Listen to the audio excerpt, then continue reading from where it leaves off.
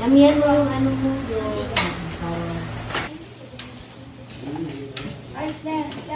Hindi ko dapat kalahati lang ito kasi hindi pa hindi gusto yun.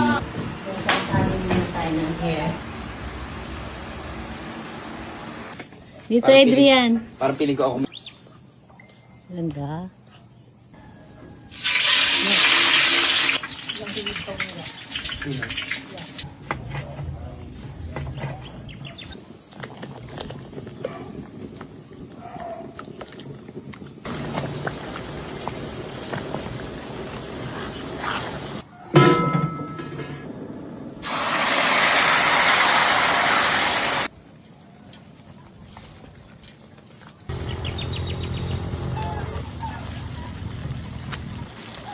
Okay na to.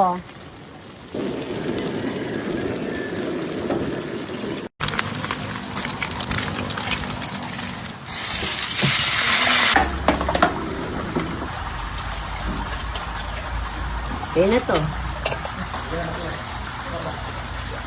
Ano? Ito ganyan. Sayang. Beer. Line up according to your beauty daw. Ay, sa beauty. Si Jackie. So, hindi ka dapat Huli pumila. ka, bakla, huli ka. Si Jackie talagang tiko pa rin muna natin yung dapat si Jackie. Tato.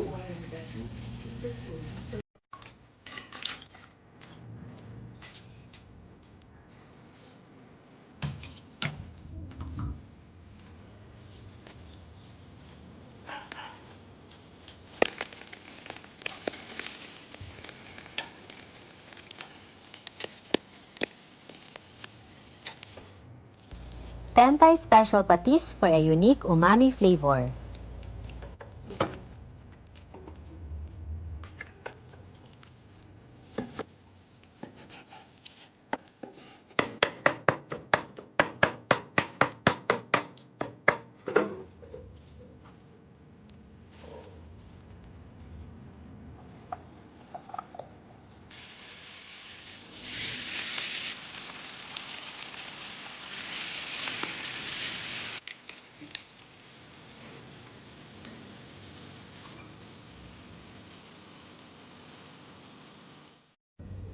Game na ba? Sabihin mo. Game na!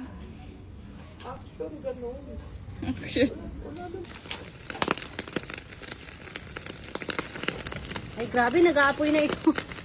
Uy!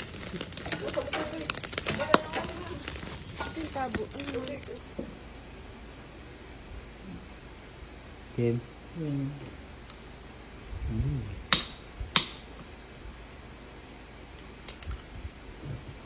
Yung sisi ko.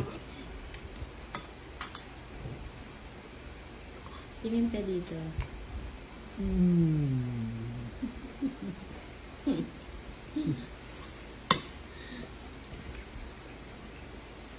Last. Last na sa'yo. Ayan.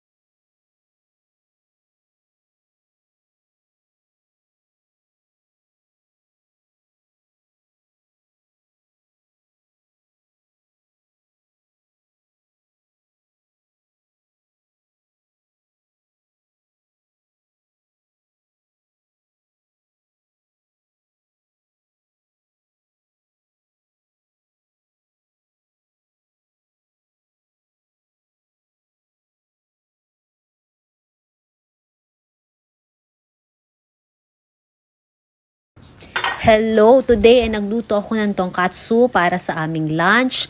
And ayan, bago umalis ay kakain muna ako bago magsundo sa airport. Susunduin ko si Miguel and alam nyo ba ha, ito sa totoo lang, napakasarap talaga nitong tonkatsu ko, no? Malambot, juicy, yung sauce masarap, yung cabbage, ay nako, dapat itry nyo itong lutuin. Excited na ako ipatikim ito kay Miguel, kay Yuan, kay Daddy. Wala kasi silang tatlo eh. And ayan, bago ako umalis, ayan ang eksena. Si Mother nagpapatanggal ng kanyang warts. Meron po kaming on-call therapist na nagtatanggal ng warts. And siya rin po yung nag-facial sa akin. And andito na ako sa airport. Kanina pa ako tinatawagan ni Miguel. Kanina pa raw siya sa Bay 12. And hulaan nyo kung sino yung kasama niya, guys.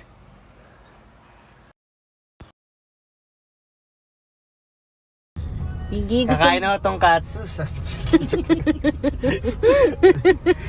So ayan, kumakain na si Miguel. Ang lalaki ng subo. Gutom yarn?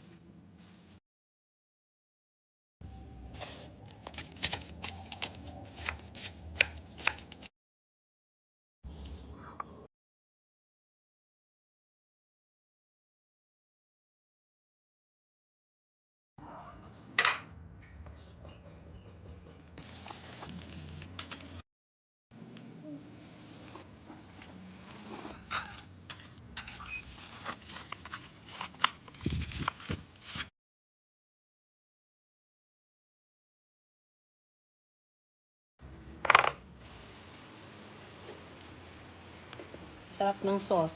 Juicy ang pork and malambot siya.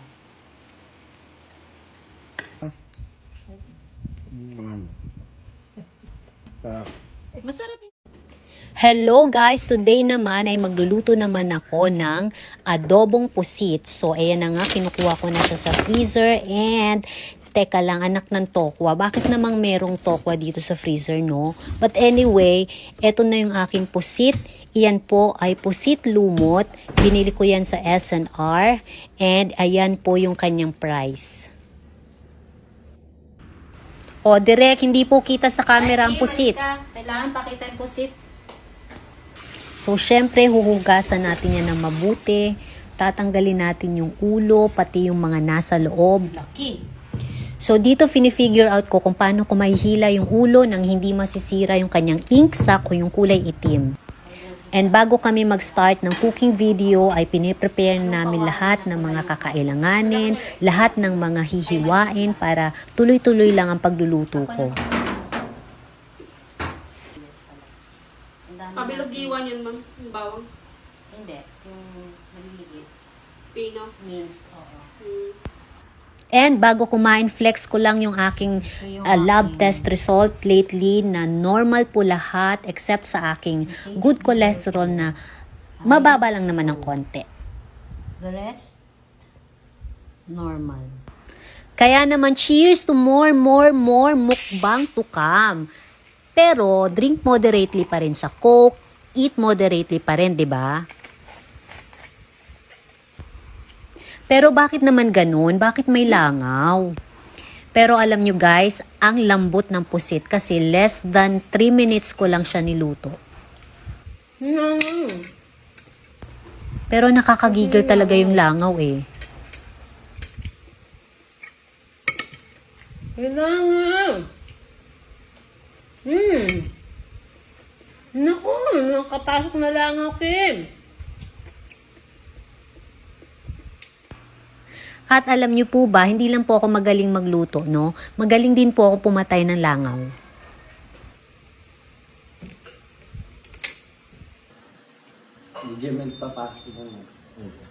Mag-gym ka?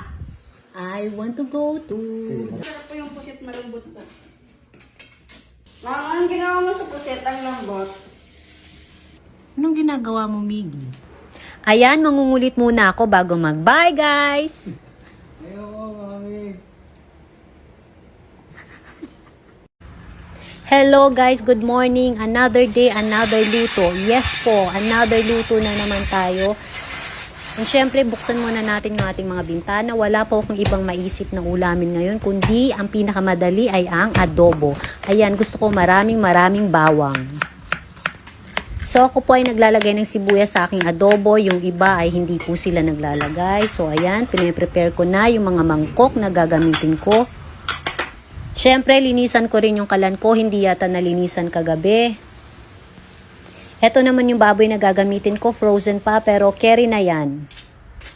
Kunin ko lang yung aking chopping board at hahatiin ko pa yung baboy kasi sobrang lalaki ng cut niya. May mga taba-taba pala yung baboy na kinuha ko kasi syempre 'di ba mas masarap pag may taba. I-ready ko na rin yung aking favorite na pan. Nire-ready ko na rin yung mga ingredients na gagamitin ko like suka, naglalagay din ako ng oyster sauce, dark soy sauce, salt and pepper, and syempre Jolly Claro oil. Sabi mo? Gutom. Nakita yung cooking video, gutom na ako. Thank you for watching, Matmat! Ayan, mainit na ang kawali, tsaka ko nilagay ang mantika, and uunahin ko yung baboy para mag-brown siya bago ko siya igisa sa bawang and sibuyas. Bakit naman ganon? O, diba, nakakatakot yung talsik ng mantika? Yes po, mas nakakatakot po yan kesa sa asawa mong galit. O, habang nagluluto, nagpa-practice ako ng TikTok dance. Hindi ko kasi makuha yung tamang swag. And ayan, nag-brown na yung aking baboy. Saka ko naman igigisa yung sibuyas and bawang.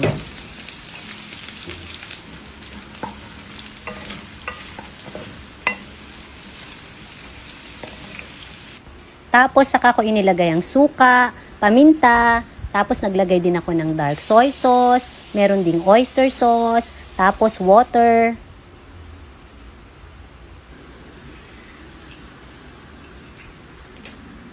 And naglagay din ako ng laurel, tapos chili flakes, and then konting salt. Ayan, pakukuluin lang natin yan. Huwag hahaluin dahil may suka.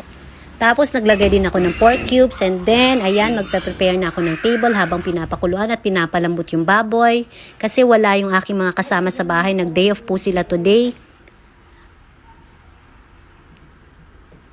And dahil day off nila, paper plates po ang ginagamit ko pag wala akong kasama sa bahay. Paper plates and disposable cups. Ito po yung mga food ni Miguel, diet food po niya. So yan ang lunch niya today. Tapos binalikan ko naman yung aking niluluto. Luto na po siya, malambot na yung kanyang meat.